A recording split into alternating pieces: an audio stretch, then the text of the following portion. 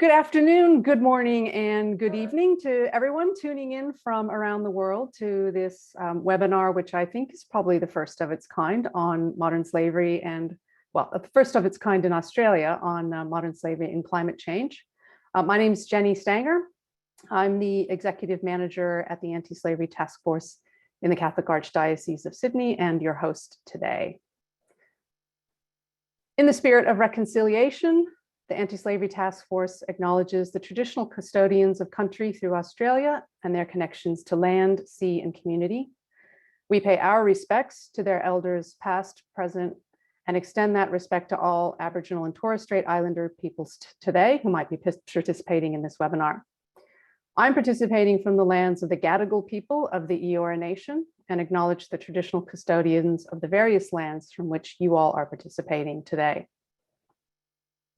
I'm pleased to welcome our speakers and over 350 people to this webinar from across the Australian community, but also from New Zealand, Japan, Nepal, Pakistan, the UK, and the United States. So lots of interest, I think, in this topic from not just here, but other parts of the world. The session is being recorded and you will receive a follow-up email from the Anti-Slavery Task Force with a link to this recording sometime after. To ensure enough time for our speakers to be able to answer questions, we'll finish at 5:30 p.m. Australian time. So this is a little bit longer than some of the other webinars that we've run because we've just found that we often run out of time for questions. For those of you who are not familiar with the Anti-Slavery Task Force, it was established in 2017 by the Archbishop of Sydney, Anthony Fisher, to undertake anti-slavery programs within the Catholic Archdiocese of Sydney. In 2019, Australia's Modern Slavery Act came into force, requiring large Catholic entities to assess, address, and report on modern slavery risks in their supply chains and operations. Since then, our small team in the Archdiocese has facilitated the Australian Catholic Anti-Slavery Network, or ACAN, which is comprised of 50 Catholic entities across health and aged care, schools and universities, social and community services, finance, and investments. The ACAN participating entities work together with suppliers, partners, and other stakeholders to comply with the Modern Slavery Act, but also to take other actions to end modern slavery. And you can find out more about ACAN at acan.org.au if you're interested. I'm really pleased that we're convening today's webinar because the anti-slavery and environmental movements in the church and wider society have grown alongside each other over recent decades, and I'm not sure that they've always found ways to connect. So I hope this webinar will enliven discussions and actions about the intersectionality of these issues impacting vulnerable people, our planet, and ultimately all of us. Our facilitator today is Dr. Martijn Boersma, Associate Professor of Human Trafficking and Modern Slavery at the University of Notre Dame, Australia. His position and the courses being offered are the first of their kind in Australia, and he was previously senior lecturer in the University of Technology, Sydney Business School. Martijn's research focuses on the intersection of business and society, and his areas of interest include human trafficking and modern slavery, business and human rights, corporate governance, corporate social responsibility, labor standards and employment relations, as well as multi-stakeholder initiatives and social sustainability in supply chains. So I will hand it over to Martijn now to introduce our other speakers, and away we go. Thank you, Jenny. Very kind of you, that introduction. I'd also like to acknowledge the Gadigal people of the Eora Nation, the traditional custodians of this land, and I pay my respects to elders both past and present. Thank you for also doing a brief pitch on the modern slavery postgraduate programs at Notre Dame. We don't have time to discuss those today, but if you like to hear about the graduate certificate, graduate diploma, or the master's, please feel free to reach out, send me an email, or give me a call about that. Now, Jenny mentioned we've got 3 fantastic speakers today. They will all talk for about 15 minutes. There'll be a brief Q&A following the presentation between the presenter and myself. And at about 10 minutes past 5, we'll open the floor up for questions from the audience. If you do have questions for our presenters today, it'd be really helpful if you can also include the name of the person that you want to direct a question to, because if we have to get back to it at the end, it'd be good if we direct the question to the appropriate presenter. Now, I'm very fortunate to be moderating today's webinars. We've got such fantastic speakers. So I feel, and I think this might have been overheard at the start, I feel as much some person that is attending as I am a moderator. But I'll stop talking now and introduce our first speaker, which is Dr. Bethany Jackson, who is a senior research fellow in modern slavery and sustainable ecosystems at the Rights Lab, the University of Nottingham. She's worked on a number of projects investigating the connections between modern slavery and climate change. And her work has covered a number of sectors, from the food supply chain to forests and from brick kilns to aquaculture. She was the lead on the Rights Lab response to COP26 in Glasgow in 2021. And she's the lead author of a truly excellent report. And I don't say that because, you know, she's a presenter, but I actually went through it and it's fantastic, which is Modern Slavery, Environmental Degradation and Climate Change, Present and Future Pathways for Addressing the Nexus. So very welcome, a warm welcome to you, Beth. Well, thank you very much. I'm hoping you can see my slides. That was really nice about the report. That's what I'm going to be chatting about today. I feel like it went a little bit under the radar when it first came out last year, so it's really great to be presenting to you all about it today. So this was based on a collaboration between the Rights Lab and WWF US. Really interestingly, they have a really great department within their institution that's super keen on amplifying the voices and being a facilitator for those that work in these intersecting issues. So we work with them and Delta 8.7 to run a roundtable event with anti-slavery and environmental experts. That's what this report and sort of roadmap for how we can collaboratively work together came about, to avoid those unintended consequences to either people or the environment. And it's available, and I think there was a link to the report in the bios, but I'm happy to share things in the chat as well, because there's a little briefing if you don't read the whole of the report as well. I'll just give you a little bit of background about the Ecosystems Programme at the Rights Lab. We're an interdisciplinary organisation at the University of Nottingham in the UK. So good morning from from over here. So yeah, we work to map the ecological dimensions of the Nexus, and in terms of multiple geographies, impacts. We do a lot of work around climate change, but also specific sectors, including fishing, forestry, and those kind of connections, and how they impact both people and the environment. And in terms of the spectrum of labour exploitation, we tend to look at labour exploitation more broadly, forced labour and slavery. We do a bit of work around forced marriage and the impact of climate change, but we tend to work in those spaces where we can visibly investigate an environmental consequence in terms of climate change. My background is actually in remote sensing, so I've done a lot of work in terms of the application of satellite data to look at environmental work, and then how can we apply that to also look at sectors which are investigating and involved in a lot of modern slavery that can impact the environment. So it's about thinking about where are the most opportune sectors in which we can investigate. We know that climate change is a global issue. I can tell you that right now, because the UK and Europe's on fire. Probably not something that Australia is that surprised by, but I've just turned my fan off and I'm already melting. 7 a.m. here. But yeah, thinking about how we can target those specific intersections, and where is most best place to look at these things. There might be some areas where we can't investigate the impact of climate change, but it doesn't mean it's not all linked. In terms of the Nexus, this diagram does put it a little bit like it's just a cyclical issue, but the Nexus is multi-directional, and you can find additional vulnerabilities in terms of the impact of climate change, how folks are having to respond or adapt to those impacts, as well as those losses of livelihoods, migration, which we're doing some work on at the minute in Bangladesh and India, and those sectors that are being impacted, how those sectors both lead to environmental effects, but how also those environmental effects can lead to the movement of people into particular sectors.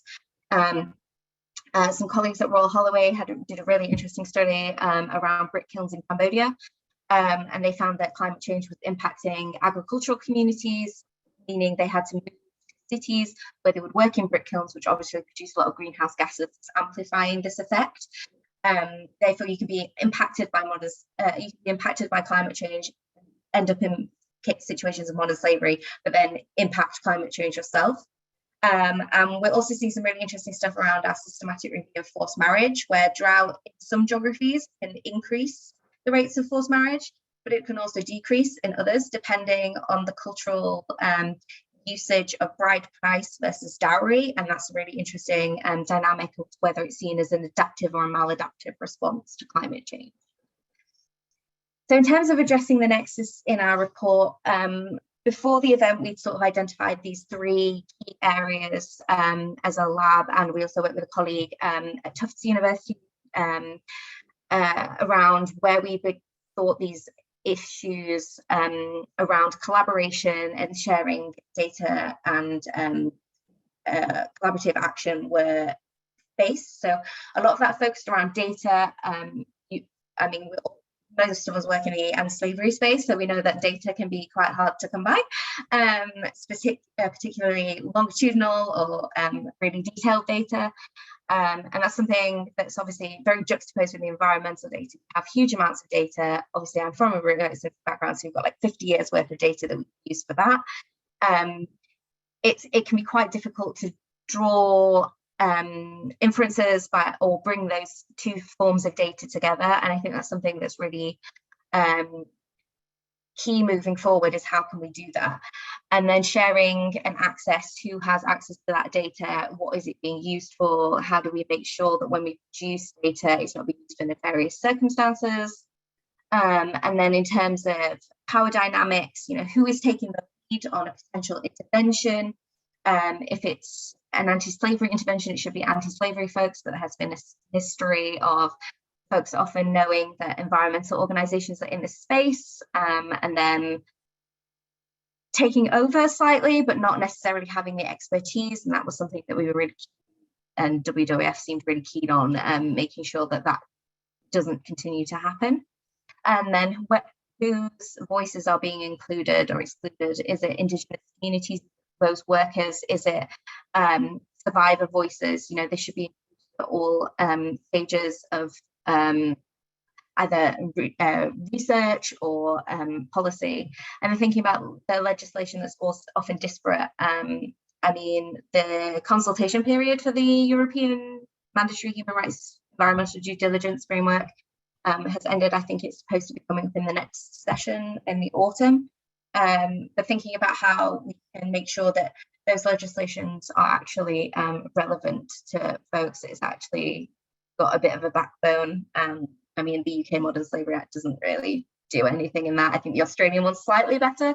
But yeah, making sure that there's actually some redress. But in terms of the themes of the talk, we had speakers from, I think, all continents, or Antarctica, and maybe Australia. We did have someone from Malaysia, which is as close as we could get.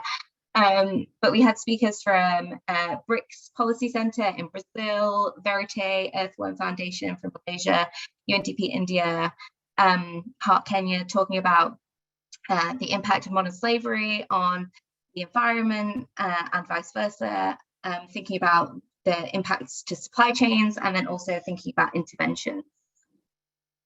And you can read their summaries in the report of the presentation. But essentially, we came up with a concept for the roadmap, which was focused on the idea of improving data collection, whether that be collaboratively, who we were engaging with, policy in terms of both environmental and anti-slavery legislation, but also joint legislation that would actually include accountability, and then the engagement of supply chains and workers' voices, which is super important. And we don't believe this is like the set in stone. We haven't updated the report as yet, but I think that's something that we'd like to do in the future, thinking about how this can be used as a baseline, but can be adapted to the to the path that we're taking as an anti-slavery community, as we have improvements in legislation, as we conduct more research that gets us more granular data, and how we can help to identify potential additions to the roadmap, or where we're doing things really well that can be sort of not ticked off, but there's something that's become commonplace, so you don't have to think about them as much. So I'm just going to go a little in depth about the roadmap itself. So these are explained in a little bit more detail in the report, but we included some potential unintended risks that might arise as a point of potentially combining expertise between anti-slavery and environmental experts. And that was mainly because we've seen unintended consequences, like I mentioned, about the environmental sector being sort of used as the baseline for conducting some of this human rights work when they don't potentially have the expertise to do that. So I think it's really important that we establish common ground, and that doing the event was, I think, one of those baselines that really helped with that. In terms of COP, I think there was a bit more of a presence of folks from the anti-slavery and human rights space more generally, which was good to see, even though there was nothing included in the actual Glasgow Pact. It was good to see that there were folks there at the event showcasing research that had been done and areas that needed improvement. In terms of developing effective monitoring systems, we're working on a tool at the minute at the Rights Lab that looks at combining environmental data, supply chain data, and modern slavery data to help businesses. But again, it's thinking about that granularity, how detailed can you get, what kind of localized data can we collect to sort of really target those impacts. Supporting local communities and workers is really important, and engaging them as experts in the field, and trying to move away from this idea of parachute research from the West. I mean, we're working with folks in Bangladesh and we're helping design questions, but it's all vetted in terms of local cultural work, and then they go out and do the research because they know these communities. And I think it's really important that that is also translates into how this is useful for folks who may be in countries where we're working on this. And then also, like, not forgetting to focus on Western countries, which is something around the supply chain stuff later on. I think I've already mentioned the due diligence frameworks, but making sure there's actual, and I think it has to be financial, because that's money makes the world go around, in terms of how it's punishing those who don't comply. I mean, our section 54 currently says you can just be like, we're not doing anything in our supply chain. It's like, well, great, and that means you're compliant. But thinking about how we can actually potentially use that redress as well to support survivors and fund programs and interventions, I think is really important. As we've seen with climate change, there's often reactionary measures, and I think in some ways anti-slavery works a bit more on the preventative side, but it could do better as well. And I think moving towards that model is really important. And then centering of worker voices is obviously, it should be at the heart of all of the policy making decisions that are being made. And then in terms of supply chains, you know, developing those tools, but also moving beyond tier one, I think is really important. I think in a lot of businesses and some sectors, our supply chains are really complex, so we can't look at the impact of social and ecological conditions combined, but also we don't know what's happening, and it's too complicated. And I think there needs to be a drastic shift away from that, as well as holistically addressing these sectors. A colleague of mine, we have a big bugbear with the focus on Thailand's fishing sector. Yes, there are problems in Thailand's fishing sector, but that doesn't mean that there aren't problems in other sectors as well. And because of this overfocus, other sectors either can get away with stuff for longer, or they don't get as much of a rap. And we're seeing this at the minute in the UK fishing industry, which has some deep-rooted issues which are pretty much on a par with some of the stuff we see out of Thailand, but the sector is much more in denial. It's much more because it's not focused on. I think it's really important that we begin to move away and to encompass multiple geographies and sectors, because climate change is a global issue, modern slavery is a global issue, so we shouldn't just be focusing on these select areas just because there's previously been a lot of research, or there's sort of an over-focus by the media. And then I think, as I said, I think we should move away slightly from environmental organizations being the go-to in terms of this area, but also thinking about how we shouldn't just be adding in modern slavery to certification auditing. I think it needs to be something more in-depth than that, in a way that's actually got some redress behind it. We go into that a little bit more in the report. And I'll just briefly talk about what we're doing as a rights lab after having developed this. So we are currently working on several data collection programs in a local context, but with sort of global comparative work that can be undertaken, looking at climate change and natural hazards in the Caribbean and also in the Bangladesh and Sundarbans, looking at that gendered impact and identifying supply chain risks, both for tools and also to address things like food security and the US food supply. And then we're also trying to engage a lot more with the legislative angle.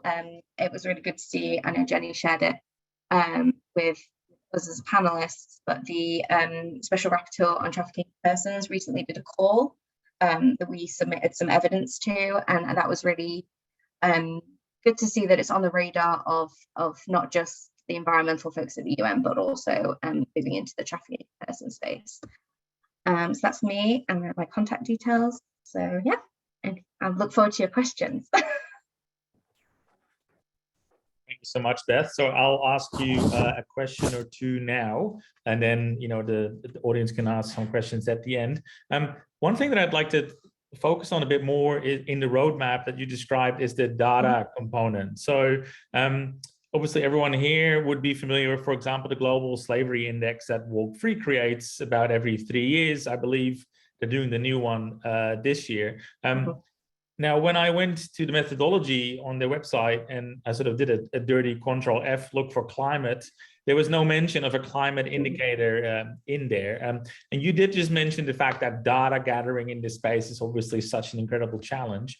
If you were to try and put your finger on sort of environmental indicators that you would include in doing an assessment of the number of people that are subject to exploitation in various countries and regions from a climate perspective, what would those indicators be? Yeah, I think they briefly looked at including the EPI, which is the Environmental Performance Index, at one point, and then it sort of mysteriously disappeared from the 2018 Global Slavery Index because we were like, can we use this as an indicator for something? So I mean, I think that's done by either a Swedish or Norwegian institution. They do theirs like every couple of years, and we did just a direct correlation between their 2016 GSI and the EPI, and as perhaps you would expect, as slavery levels reduce, environmental performance increases, so you've got more environmental legislation. But I think in terms of what I would include, we're doing some interesting work around, I think it's what you need to include is what directly impacts workers, essentially. So it's things like water scarcity, it's temperature, so heat stress is really important, especially because a lot of the jobs that we see that are linked to forced labor are often outdoors, they're often manual, they are often exposed to things like wildfires, extreme heat, long working days. So I think including temperature levels, pollution levels, because oftentimes they work in sectors that can be highly pollutant. We see this with the brick kilns. We're doing some work on that in India at the minute. Mapping the heat levels and the carbon emissions, and we've done some work on the PM emissions as well, which obviously all impact health. So I think health indicators as an environmental indicator are really important too. They would be the things that I would be sort of targeting, but I think including something like the EPI, which includes many of those things. I don't know why they decided to take it out in the end. I think they were maybe concerned of double counting, but yeah, it was, we'll see. We'll see if they include it in the next one. Who knows what the methodology will look like this time. We'll find out soon enough, I reckon. Quick follow-up question there for you as well. Obviously, companies or organizations rather that have met the revenue threshold in the UK and in Australia have been having to report on modern slavery risks in operations and supply chains. And from sort of some of the research that I've been doing with my colleagues in terms of statement analysis, there's little to no reference to sort of climate factors in any of those statements. So sort of with the growing awareness of the intersection between modern slavery and climate change, are there particular indicators that specifically reporting organizations, organizations that report under the UK and or Australian Modern Slavery Act should be looking at as well in terms of, reporting on these issues more holistically? I think based on some of the work that we've done in the States in the agricultural sector, I think reporting in terms of decent work is really important. So especially if your supply chain uses a lot of manual labor that's outdoors, because you need to report on things like what is the average temperature exposure, how many folks are ending up needing medical attention because they're working outside. I think it does depend on your supply chain that you're working in particularly.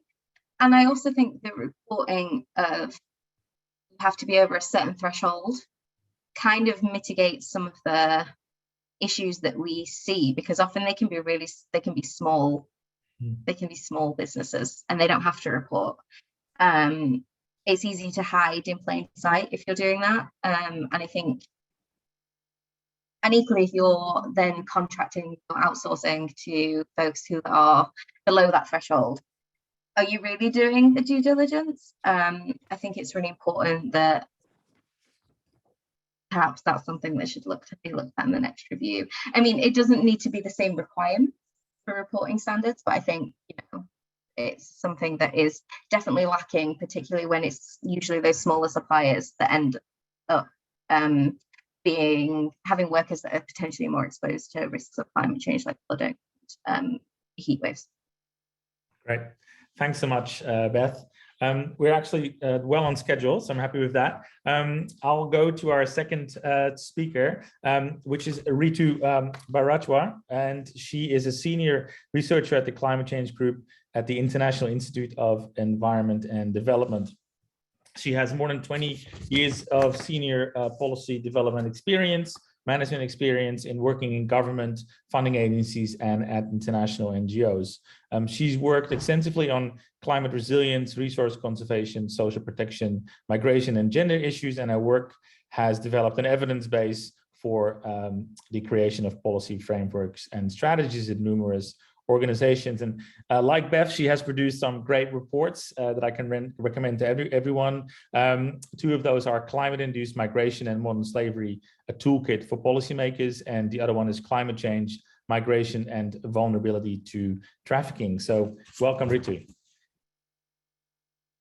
Thank you so much, Martin. But one, I want to confirm from you whether you can hear me properly, because I keep getting this message that my internet is a bit unstable. So if you're not able to hear me properly, just please remind me. So really happy to be here and be amongst nice to hear Beth and others in the panel here, and speaking to stakeholders in Australia and Pacific Islands and so on. So places where we really wanted to engage on this issue in the past. So I'll just quickly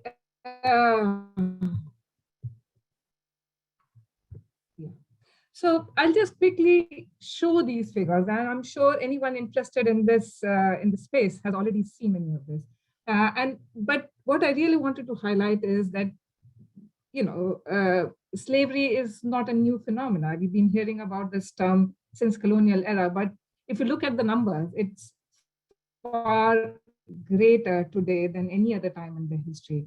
But as we look at these numbers, there are two things to see as around women and children. So those most already vulnerable and marginalized are those most exposed to trafficking and slavery kind of issues. Two, we really need to understand that while several factors, because we were hearing Beth and others, that how do we really understand how much of this is impacted because of climate change.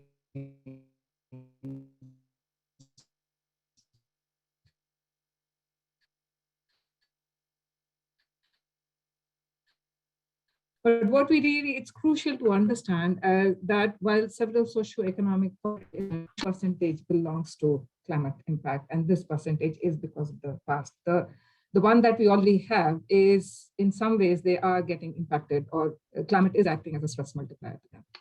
So in terms of my screen, I can see, I don't know whether my screen is fully visible. So Martin, if you can just raise your thumb and tell me that you can see my screen, that's okay. Yeah, good, thanks. So, in our research, so we carried out, today I'm just going to be presenting two research, but as I was listening to Beth, and I thought that there were a couple of other researchers that I could have mentioned here very quickly. One is obviously that there's a big issue around how do we really understand or unpack to what extent climate is really impacting the forced or distress migration, displacement, which is actually leading to a large amount of these numbers of trafficked or people within modern slavery landing up on that other side of the migratory flows. So I can, if I have time, I can talk about them later. But in our first research that we tried to do around this nexus issue, we figured out three pathways around which this nexus was seen to exist. One was in the aftermath of sudden disasters, such as cyclones, floods, or hurricanes. And you'll see a lot of blogs, articles, research around this issue, where they've really documented how slavery or trafficking increased in the aftermath. Like especially if you look at Cyclone Sidra in Bangladesh, Typhoon Haiya in Philippines, and so on. So they've really tried to understand how these events had really forced those slavery and trafficking issues. Second, which is less documented, I would say, and less covered, is after or during slow onset event. For example, communities exposed to drought, sea level rise, erosion, and so on, which get where they as a consequence of that, they start facing crop loss, water scarcity, food insecurity, and they are gradually pushed into debt bondage, bonded labor, exploitative working condition. And the third, where we saw this nexus was existing, when these existing impacts, they combine with conflict. And to illustrate these three, so while I've presented them as three pathways, they can overlap, because places which are witnessing slow onset can also witness rapid onset events, and it could be combined with conflict. So, and in all these three pathways, we saw similar dynamics pushing people towards slavery or trafficking vulnerabilities. So I'll just illustrate this just to understand or unpack this nexus. I've covered, so, sorry. So one of, so I've tried to cover three case studies here, covering these three pathways. One is from Chitrakoot, which is in India, which is faced with droughts, longer dry spell. And I covered this because of so much of coverage to forest fires and heat in the media in the recent times. So this is a community called Kol, which is a tribal indigenous population, which is dependent on rain-fed agriculture and forestry. And so recurring droughts and extreme heat leading to forest fires, they are pushing these communities to undertake distress migration, and they typically land up working in stone mines nearby. And if you actually go there and you see, like most of them, these young men and who come back from working in these stone quarries, they come back with lung diseases or because of constant inhaling of dust and pollution. And the women who go with them, they are exploited sexually by the mining industry, which are popularly known as dadus in that area. But in most of the cases, women and children, they stay back. They don't go along with the men. And so when they're staying back, they face different issue because they don't have money anyways. That's the reason why the men migrated. So in order to fend themselves and their families, they typically enter into, they seek debt, and then they end up getting, facing debt bondage. And that's the story where they start getting pushed into this vicious cycle of debt bondage, physical abuse, and sexual harassment. So this is the first case study. So I'm sorry, because my slides have been, I've used these slides so many places. So some of them have recordings. So apologies for that. The second case study is from Urichar, Bangladesh, where each community,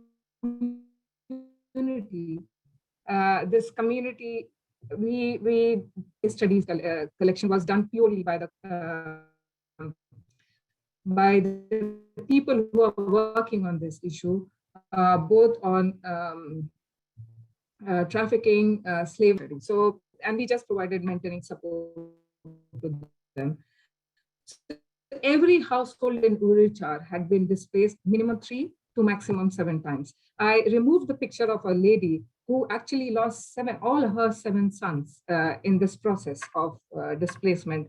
And like they have gone through multiple displacements. So every time a family is exposed to displacement, they rush to marry off their daughters, and that often leads into child marriages.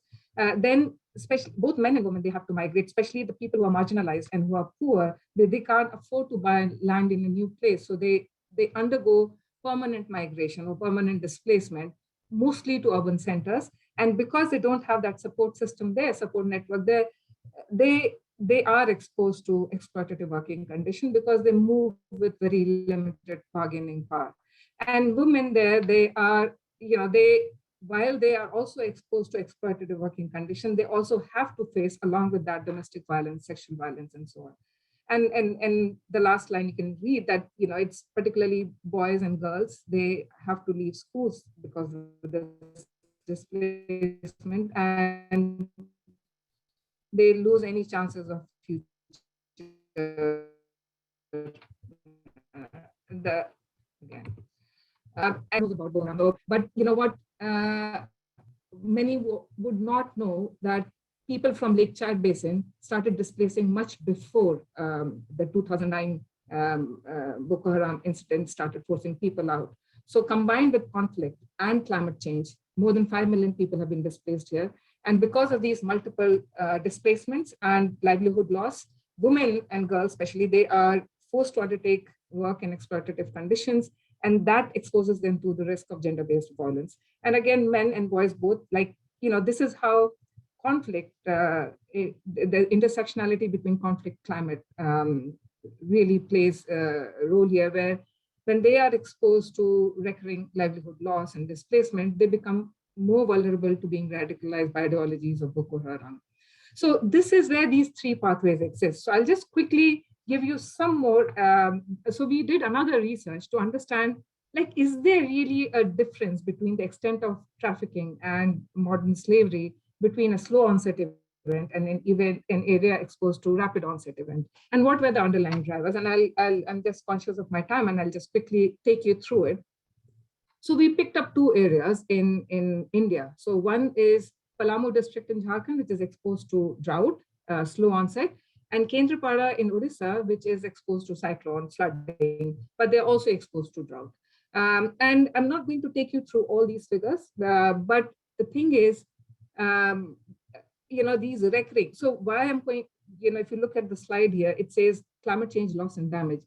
Loss and damage typically occurs when people's coping capacity, the limit of coping capacity or the adaptation ability is breached. They're no longer able to deal with the recurring intensity and frequency of these climate impacts. So they are suffering loss in crops, livestock, material, infrastructure, houses, and so on.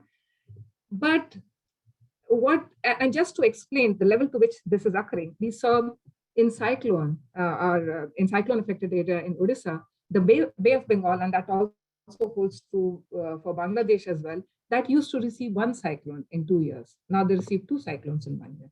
And similarly, the drought affected area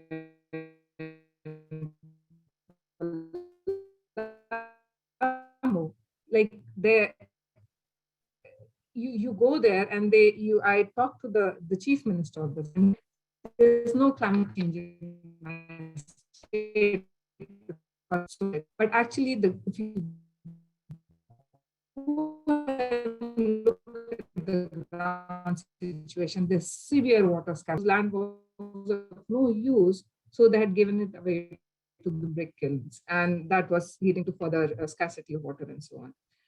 But what's really startling, and for us, like I actually had to go to the field again to check whether this data was correct or not.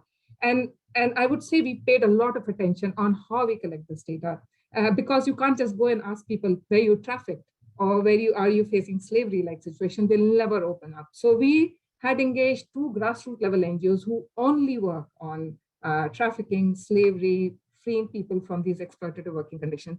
And we conducted first a very big deliberative dialogue with all the people working in the space to work out how do we really collect this data and information. In fact, we worked out the checklist. And if you look into our research paper, you can find more details about the methodology and so on.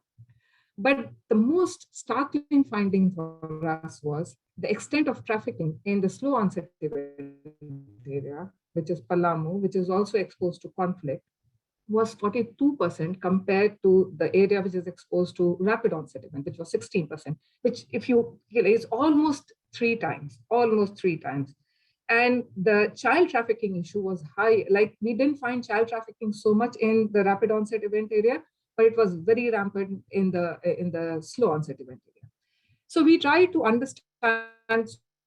I also have another 2 slides where we explain the drivers, but the root cause of higher trafficking, slow onset, is you have a rapid onset event, a flood, a cyclone, a heat wave. It gets covered massive media attention. And when you get massive media attention, it also creates pressure on policymakers. So you see rapid response flowing in. In all the rapid onset event areas in India, we've seen there are flood relief camps, there are cyclone shelters. But you go to a drought area, they are either not declared in time, there is no drought early warning system in India at all. So they don't even consider, so people, it almost acts like a slow poison, gradually pushing, and people are left to fend for themselves. They move into the gradual despair, and then when they move with low bargaining power, as I said, and then they have no other option. So either survival is on one side or picking up. So I went and interviewed many of them myself as to why that these contractors, they are going to be exploitative. And they say, we either die of hunger here or we go with the contractor. So I don't know how I'm doing with, yes, I can just take 2-3 more minutes quickly, Martin. So one is, we just try to understand or unpack what were the drivers of trafficking in both slow and rapid onset event area. So we try to understand the social drivers, political drivers, demographic, economic, and climate drivers. And you can see most of them are in red. But if you go in the rapid onset event area, this, because I'm from India myself, and I know this rapid onset event area used to be one of the most prosperous area in Odisha. Odisha, by the way, is a bit underdeveloped, but this was a very prosperous area. And this is an example how climate change can turn a prosperous area into an area which is now facing recurring floods, cyclones, and even droughts. But the good thing about here was, because this was a prosperous area, the majority of migrants, they were upper, in India, we do have a caste system. So there's a dominant upper caste, and there are castes which have remained underdeveloped in the process. They also had better literacy, so better awareness about their entitlements. Not all of them, but some of them had, which made it easier for them, and also to spread that information within the network. And also they did have relief and response rapidly flowing in, which compared to the other area, which was a slow onset event area, rampant socio-economic, they were traditionally marginalized. Their lands still being, I am from India, and I thought, this doesn't exist in India. When I went there and I saw dominant castes taking away their land, they had land in paper in hand, but they didn't have access to those lands. So these are issues that are there. So marginalization, poverty, socioeconomic vulnerability, they all are at the heart of it, and climate is acting as a stress multiplier. So why I put the slide on here is because this issue is an urgent issue. Beth mentioned this wasn't taken up seriously in Glasgow at all. And if you look at the IPCC latest report, they do highlight like one of the single greatest impact of climate change would be on migration and forced displacement. We ourselves collected 12 case studies, and that was an unintended like outcome of that process. So we collected bottom-up evidence on climate change loss and damage impact, and and that covered 12 geographies, 12 different types of climate impacts.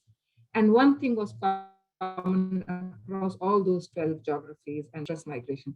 So this is an issue which is going to become more and more startling. We hear about Ukraine crisis and people getting displaced because of that. But if you're going to compare that number with what numbers would be created because of climate crisis, it's going to far outstrip the one that is because of the war that we see now. But the problem is one of scale, because the level at which it's going to happen, and time, because it is happening rapidly. It's not something in the distant future. We hear so much stories about people crossing in like UK's camp in Rwanda and so on. So there is a limit to which they'll be able to stop people from entering their boundaries, but there's a time when they will not be able to stop it. And finally, what we really need to do, and I'll just quickly talk about it, and I don't know whether I'm still audible because I see the screen's frozen, is we do need international recognition of this nexus, that this nexus exists. And I can talk more about it, Martin, if I have time, as to how international community is failing this issue. Then we need rights-based safety net for the most vulnerable women, children, disabled, elderly.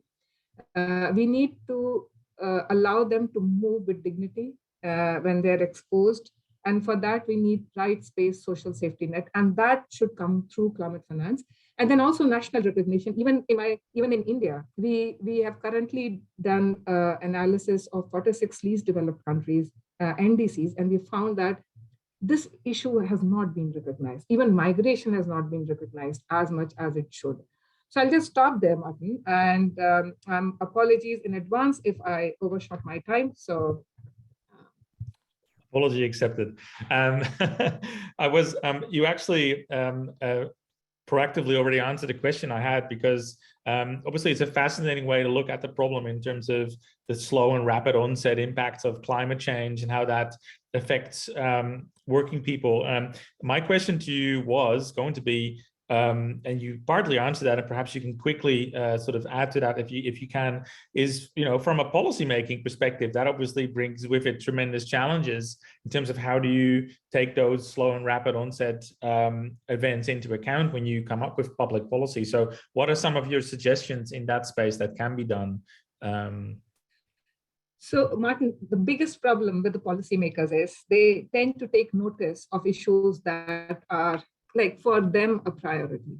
And priority, like, I was talking to a media person yesterday, and I said partly they are responsible because they never cover, like, there are very few articles that cover policymakers in India, myself, and they say there's no sea level rise in India.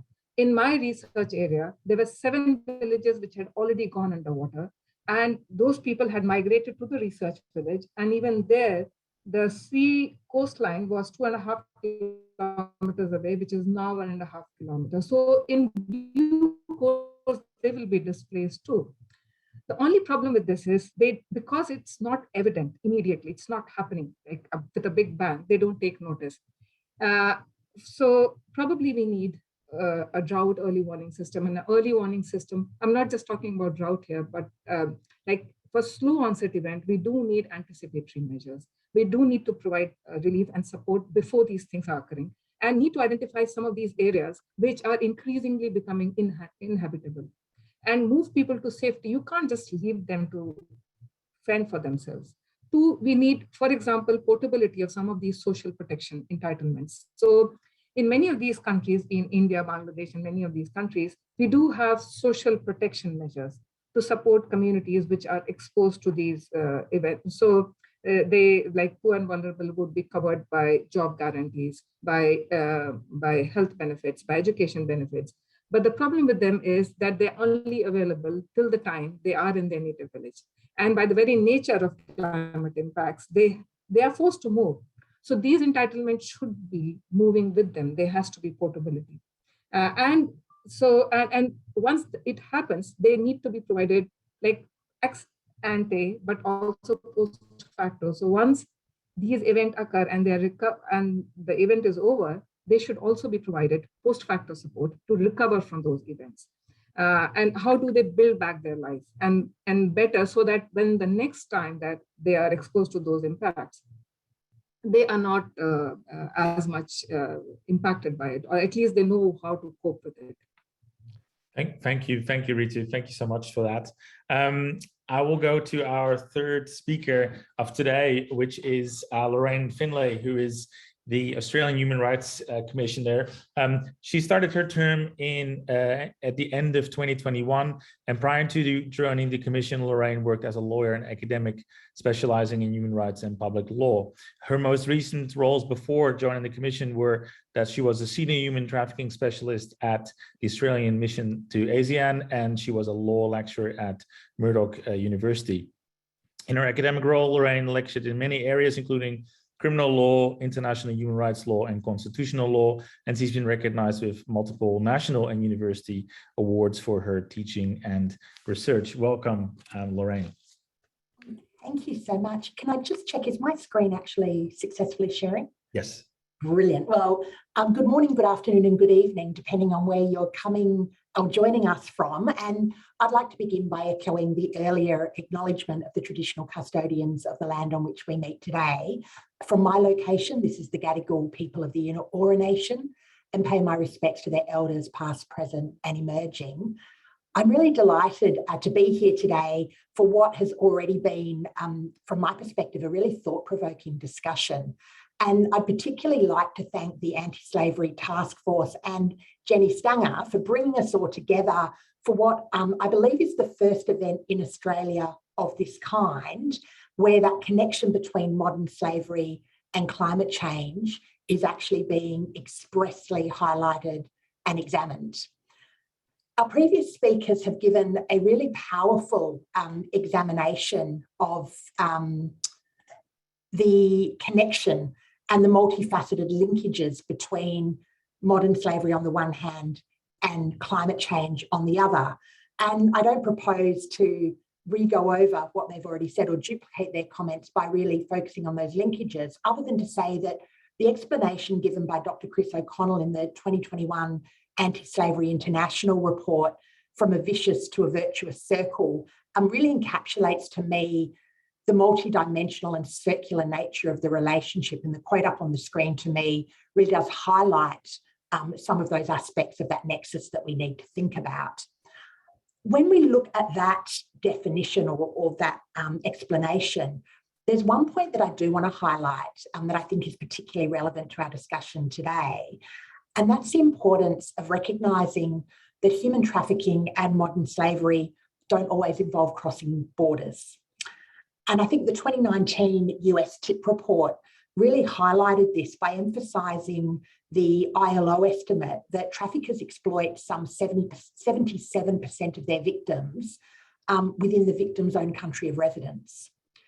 And so while transnational trafficking responses have often been the focus of global efforts, I think it's really important to ensure that our policy responses to modern slavery also recognise that it can take place within an individual country without any border movement. And I think that's critical for the discussion today, because I've noticed a tendency in the limited exposure this issue's had in Australia, particularly in terms of the media coverage to date, the focus tends to be on really stark examples of displacement, particularly looking, for example, at low-lying Pacific islands, and the concerns of climate change really being a direct existential threat that will lead to entire populations being displaced from their homes. And obviously, the link between climate change and human trafficking and modern slavery, and climate change and migration more broadly, in that context is a really critical and urgent topic. But I think the previous speakers have also highlighted that those more subtle changes to the environment that perhaps take place over a period of time in smaller areas are equally significant, and they can lead to climate-induced movement within particular countries and create vulnerabilities in relation to trafficking and slavery.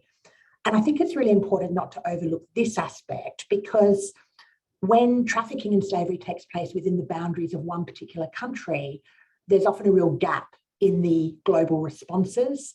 And these are examples where the problem is even more easily hidden than it is in other contexts. So having just added that one aspect to our consideration of the Nexus, what I really wanted to focus on, rather than duplicating the work that the previous speakers have done in terms of the sort of conceptual nexus between modern slavery and climate change, I really wanted to ask some key questions in the Australian context and focus on the Australian response, asking firstly whether the connection between modern slavery and climate change has been sufficiently recognised by Australia. And I'm probably not spoiling anything by indicating my answer to this is no. But then secondly, if not, what are the implications of actually recognising this connection in terms of how we approach these issues in the future? So in terms of the connection, I do firmly believe that Australia has been a global leader in terms of the way we've approached human trafficking and modern slavery. And in particular, I think Australia's led the way in terms of understanding the importance of having a whole of government response to modern slavery, and the importance of collaborating with regional and international partners, but also bringing civil society, business, unions and academia into the policy responses that we have. But despite that, I don't think we've been as forward-thinking as perhaps we could in terms of recognising the linkage between modern slavery and other human rights issues, with climate change being a key example of this. And I think this is really clearly shown when we look at some of the responses from both government and business in Australia on the issue of modern slavery. So, for example, none of the key documents in Australia that underpin our modern slavery policy response mention climate change or environmental factors in any substantive way. So if we look, for example, to the National Action Plan to Combat Modern Slavery, there is absolutely no reference to climate change, and the word environment doesn't even appear. If we look to the International Engagement Strategy on Human Trafficking and Modern Slavery, there is a reference in the section that refers to our commitment to the Pacific to global risk factors as including natural disasters. But that's really the extent of it. And there's nothing beyond that passing reference to really incorporate any recognition of the type of linkages that we've been talking about today. And if we consider it from the other end and look at our climate change responses in Australia, exactly the same thing can be seen. So the key documents that underpin our policy responses on climate change and environmental issues, for example, the biennial State of the Climate Report, which is released by the Bureau of Meteorology and the CSIRO, and the State of the Environment Report, which was released just yesterday, they set out the science that informs our understanding of climate and environment in Australia, but they don't engage with the language of human rights. Similarly, it's interesting to note that while our modern slavery policy responses explicitly emphasise a whole of government approach, when we look at Australia's long-term emissions reduction plan, which is produced by the Department of Industry, Science and Resources, it's framed as a whole of economy plan. So again, there's this disconnect where the language of human rights simply isn't part of the discussion.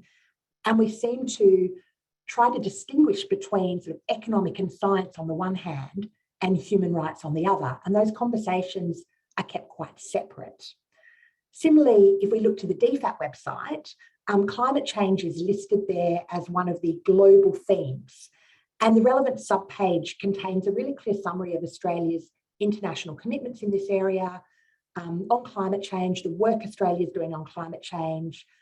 It looks at our ambassador, it looks at our participation in international conferences. It really draws together all of the work we're doing on an international level, but there isn't a single reference to human rights, let alone any specific reference to modern slavery.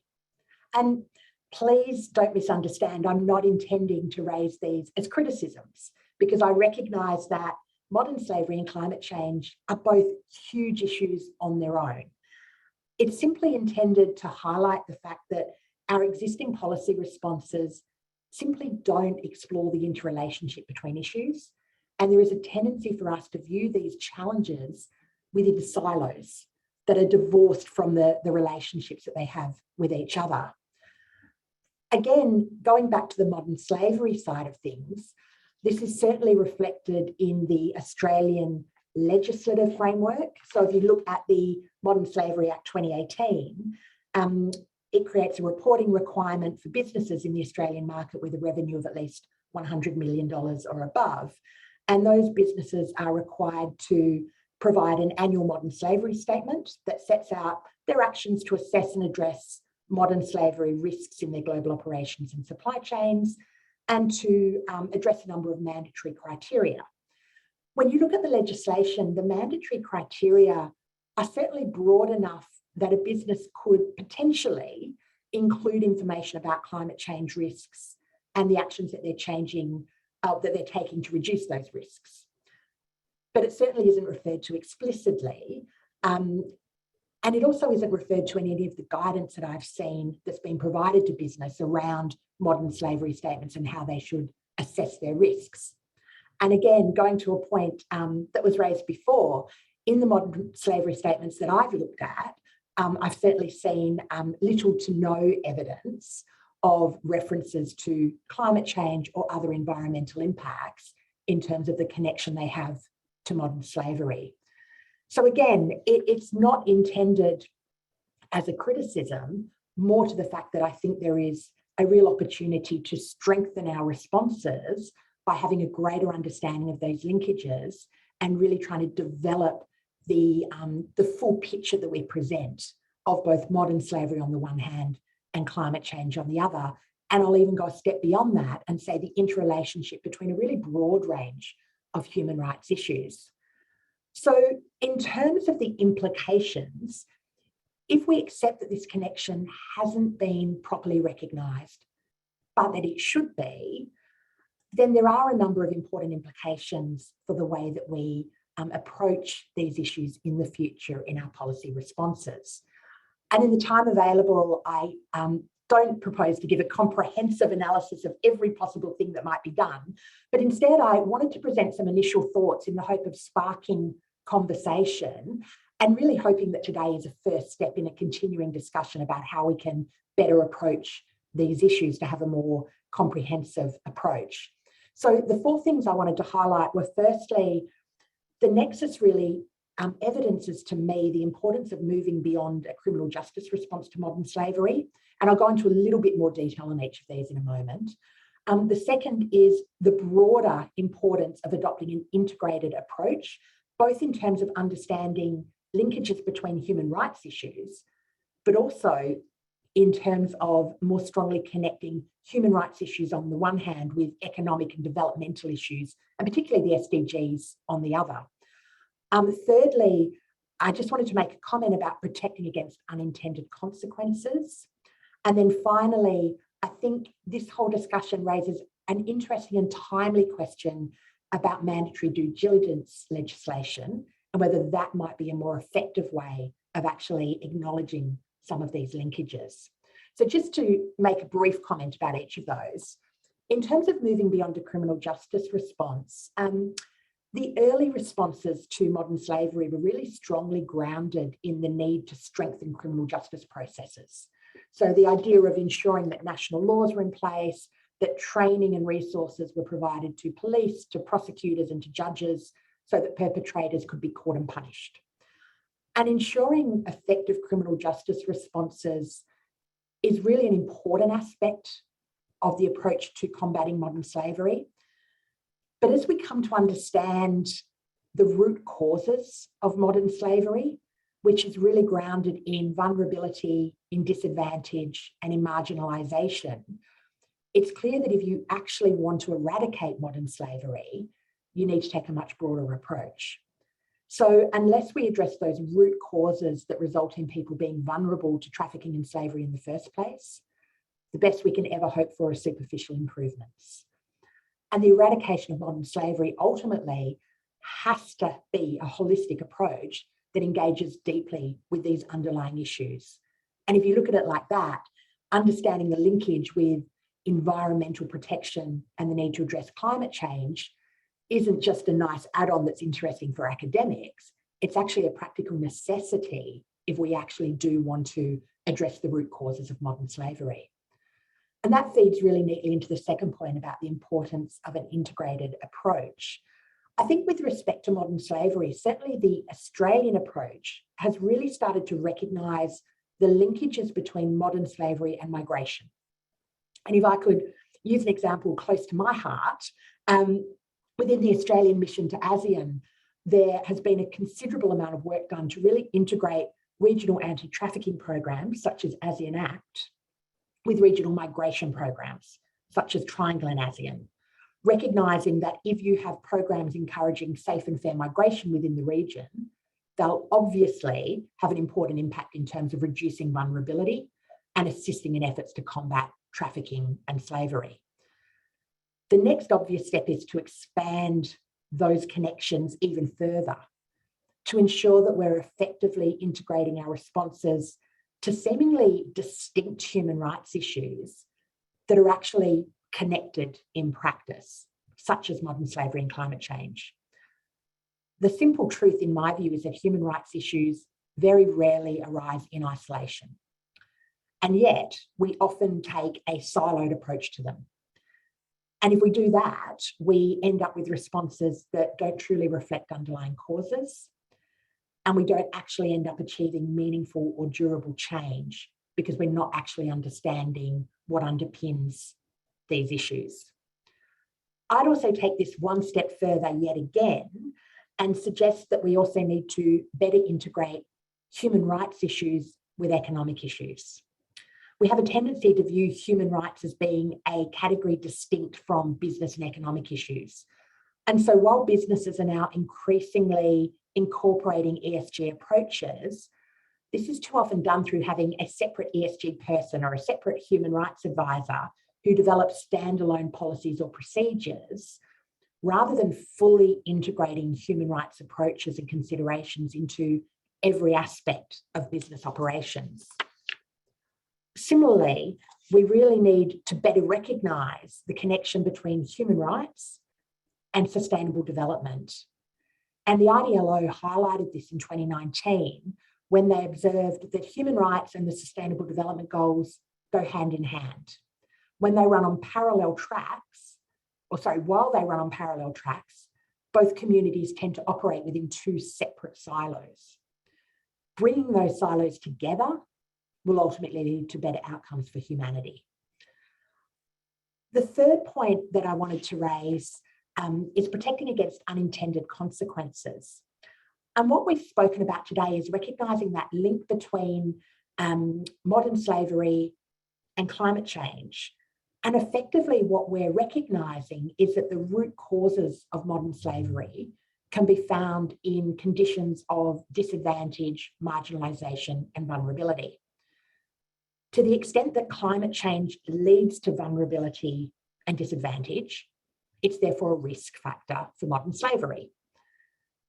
But this also suggests an additional linkage that we need to think about, which is that if our responses to climate change, so if our climate change response measures themselves create economic disadvantage and vulnerability, those response measures themselves can potentially operate as risk factors for modern slavery.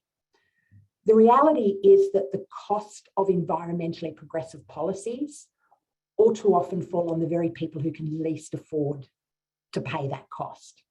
And I think recent events in Sri Lanka are a good reminder of this. And I note also there's already a question in the chat on this very point, looking at the connection with Pacific Island workers who've been employed on temporary visas in the Australian agricultural sector. By raising this, I'm not suggesting for one moment that we shouldn't be committed to climate change action. All that I'm pointing out is that we need to think carefully about our responses and managing not just a climate transition, but a just transition to ensure that the most disadvantaged amongst us aren't ultimately the ones that bear the cost of that transition, and that we don't risk unintended consequences by trying to address climate change in a way that actually increases risks of human trafficking and modern slavery. So again, that circle of impacts really comes into play, and it means thinking through your policy responses in a really comprehensive way to cover possible unintended consequences down the track. The final point that I'll make, and it's a quick one, builds on my earlier comments about the importance of an integrated approach. If we accept that there are multifaceted linkages between a range of human rights issues, then it simply doesn't make sense to create legal frameworks that only address those issues in siloed or discrete ways. So it raises the question to me of whether a mandatory human rights due diligence obligation would actually provide for a more effective legal framework that would allow for these relationships to be recognised and that would encourage business to think about their human rights impacts in a more holistic way. Given the statutory review of the Modern Slavery Act that was announced earlier this year in Australia, I think it's an opportune time to think about this question as we look to strengthen Australia's response to modern slavery. And that brings me back to my earlier point, and I'll finish on this. In many respects, Australia has been a global leader with respect to combating human trafficking and modern slavery. But until modern slavery is entirely eradicated, we simply have to do more. And recognising those linkages between modern slavery and climate change, and recognising also the linkages between modern slavery and other human rights issues, is something that, in my view, can only help in this regard and in ensuring that our responses really address what are the root causes of vulnerability to trafficking and slavery. So I'll end on that point and happy to take any questions.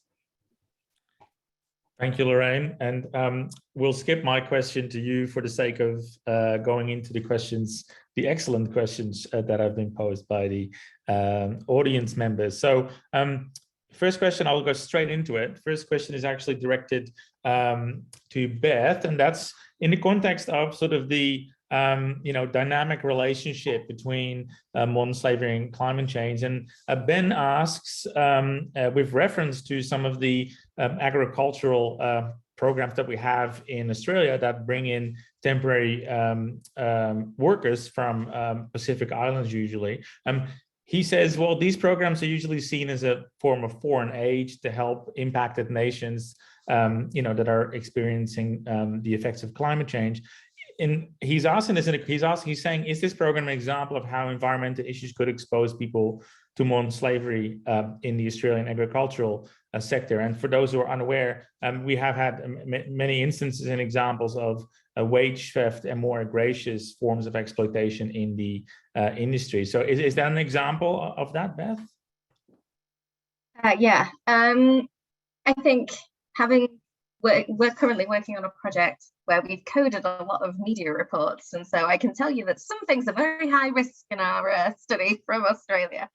I think in terms of seeing it as foreign aid, I think that's a governmental decision that's like, it could change depending on who's in charge. I think providing the support isn't a problem. I think it's thinking about how, as the climate changes, what impacts that might face on those workers. Are they facing conditions of work? I think is something that recently we need to think about within the way that we frame this concept of decent work by the ILO. Is something that floats about, but it's not really something that is either codified in law or is something that we are really emphasizing, that decent work is seen as the antithesis of modern slavery, if you're, but I think there's some way in which to go. And I think making sure that those workers you don't have things like wage theft or are being potentially exploited, but are also, accounting for, okay, do we need to change working patterns because of potential risks? If there's a wildfire, are we making sure that our staff aren't made to work in fields? That was something that was happening in California. For example, when there were wildfires happening, people were still having to go out and harvest because they have a similar visa system. Not particularly for foreign aid, but it encourages a lot of Mexican workers and workers from Central America to come and work in the States. And I think perhaps focusing more on that decent work would help improve standards, but it does involve, the added emphasis on that and what we all deem to be decent work and how that should change depending on what environmental factors people are facing. Thank you, Beth. A follow-up question, which is also directed to you, which relates to a question I asked you. If you recall, I said, are there any things that organizations that have to report under the UK or Modern Slavery or Australian Modern Slavery Act, is there any scope for them to sort of, look at modern slavery and climate more holistically, and what would the indicators be that they should be focusing on? Now, we've got a question here from someone who is attending anonymously, but they're asking how companies could actually use that type of information to inform decision makers' decisions about their own suppliers. And Thai Union here is mentioned as an example, which is a supplier to many Australian reporting entities. So how could sort of that more holistic data set, if you will, of social and environmental indicators be used to inform decision-making with regards to which supplier to engage with and which supplier to ignore? I think in terms of suppliers, I'm not a business expert, so don't quote me on anything, but I think we fall into a risk of, this is something we find in our US agricultural food supply work. We assign a risk to a commodity or a country, but we don't necessarily want that to mean that you then just immediately stop sourcing. That will have, as Lorraine mentioned, that's an unintended consequence. What it should do is, if you should want to, and the same thing happened with fair trade when in the cocoa supply. It's no good just going, oh, well, we won't work with the suppliers anymore. It should be within you as a business to help improve the standards of that supplier. That should be the main imperative of you working. That is you going out and, writing something meaningful in your modern slavery statement. It's not just being like, we cease ties. Ceasing ties isn't going to stop them make them change their working practices. It involves leadership, both from the bottom up in those local communities like Ritu mentioned, but also for those companies that are supplying, you really need those top-down approaches. I think in terms of reporting on both, I think something like a due diligence framework is probably the way forward. Obviously, it means lots more legislation, but that seems to be the way that countries that currently don't have modern slavery acts are still seemingly veering towards. I think Canada's been talking about it, the European Union are talking about it. So I think perhaps that's something that's like the next step.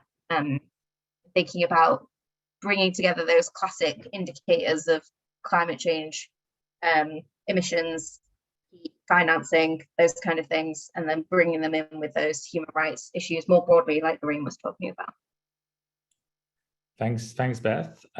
Next question is for Lorraine, and that relates to the fact that you mentioned that a lot of the exploitation actually takes place, without the need to cross borders. And this question specifically relates to the Australian context, which the question is being asked, says, well, if workplace regulations, for example, raise the formal price of labor in Australia, might that actually result in an increase in several, certain types of exploitation, such as wage theft, as the obviously formal price of labor go up?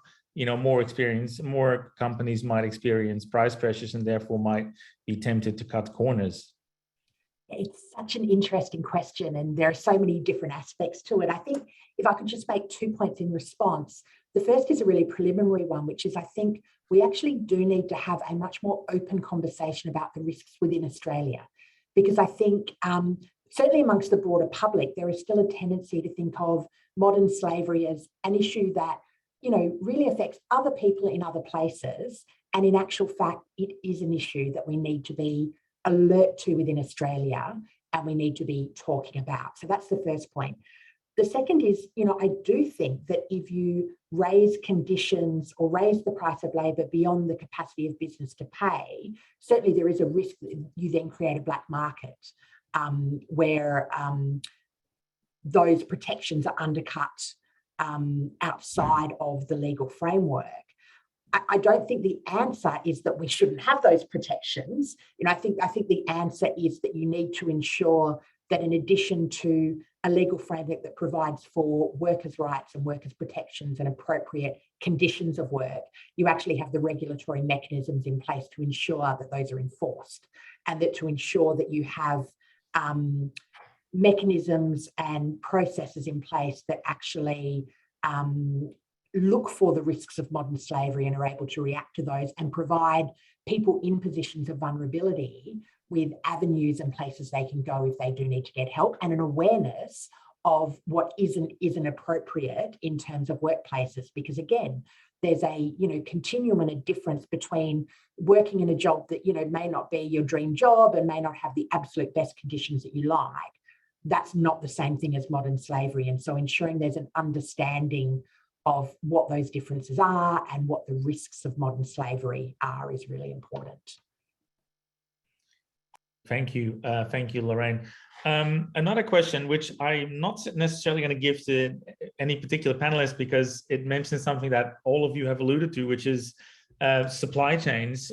One of the questions here is that one of the limitations in terms of supply chain analysis, and specifically deep supply chain analysis, is sort of the availability of software tools and the fact that you oftentimes rely on supplier engagement, which can actually be very challenging and very limited at times. And does anyone want to give any suggestions as to, you know, what some key strategies could be for business to overcome these limitations? It's a very easy question, obviously, sir. I can start, Martin, purely from my experience in the Bangladesh textile sector. And, you know, we started working with IKEA, H&M, and some of the other leading brands there. And they had the same question, like when we go and choose a supplier, what are the environmental aspects that we should be like? What it's almost like a checkbox exercise that typically people want that, you know, when we are hiring vendors, you know, these are environmental regulations, these are energy, water, and other parameters they're looking at. Obviously, they're looking at the social parameters as well. So what we told them, that instead of that top-down, something similar to what Beth mentioned, instead of just having that top-down approach, and what Lorraine also mentioned, is we need to have a more holistic approach. We can't just say, no, we are going there, we're going to choose that. And in fact, Tony's Chocolonely, Beth, you would know that, has made a huge impact globally around, you know, but while it's good to create awareness, but they also need to engage with issues on the ground level. And for me, it is they need to invest the profit, especially brands like Tony's Chocolonely, who are getting bigger size of the market because of that brand image. Are they really playing their role? Are they really going and investing their money in making the supply chains which are not compliant with labor regulations become compliant? Are they supporting the informal labor market? Otherwise, there would be unintended consequences. So what we did really with the Bangladesh suppliers was they need to engage. Like we work with the Bangladesh BGMEA, the industry association, as to how they can create awareness. Like there are very simple things in which there are not enough toilets for the women who work there. They work for shifts and they don't go to toilets because they know they'll have to walk 15, 20 minutes, go there and come back. So they'll rather stitch 5 more shirts. So these are simple things, and whether they're getting enough privacy when they go to toilets, like these are very, very small and simple measures, and that can make all of them compliant. Like, why do you allow big brands to come and pick and choose? Create a global standard and then rise up to it. And the same was in the tea industry in India. So like you have to create that peer pressure or peer-to-peer approach where when one vendor creates the pressure on another vendor that you have to, otherwise our market image would go down. So that's, you have to incentivize that action, and only then, and I'm sure others would have better answers than me. I think that's a great answer, Ritu. Thank you so much for that. I think I'll hand over now to Jenny, looking at the time for the closing remarks. I think actually we've got another minute. Mine was just going to be a goodbye. So if you want to ask, is there another question there? We could do one more and then. Sure. Okay. Say goodbye. Yeah, this question is directed to Lorraine. So the question there is basically, what about undocumented migrant workers? The UN Special Rapporteur spoke of a firewall, but this has not come about. How can these workers be protected from wage theft and exploitation? It is an excellent question, and probably not one that could be answered in a minute, which is all that we have left. But it does highlight again, I think, the interconnection between discrete policy areas, and that connection between migration frameworks, obviously, and slavery is really important.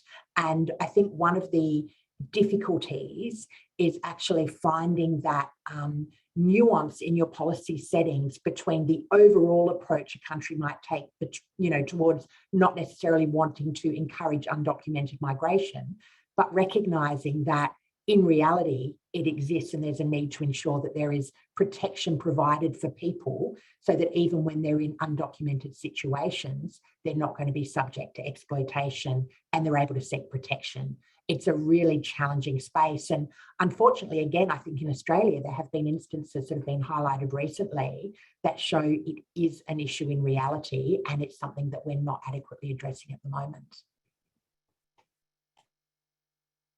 Thank you, Jenny. Does that make a minute?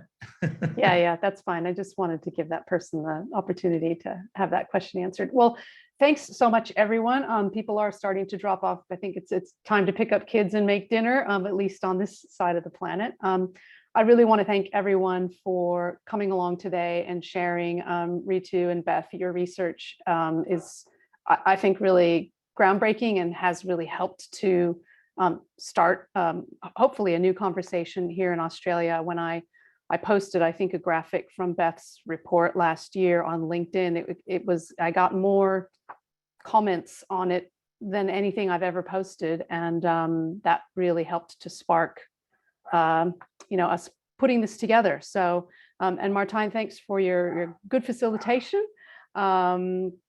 We will be sending out, like I said, a follow-up email for this. I'm sure Lorraine will also be talking further about perhaps some advocacy, maybe to government around these issues, given that the National Action Plan will expire eventually in 2025.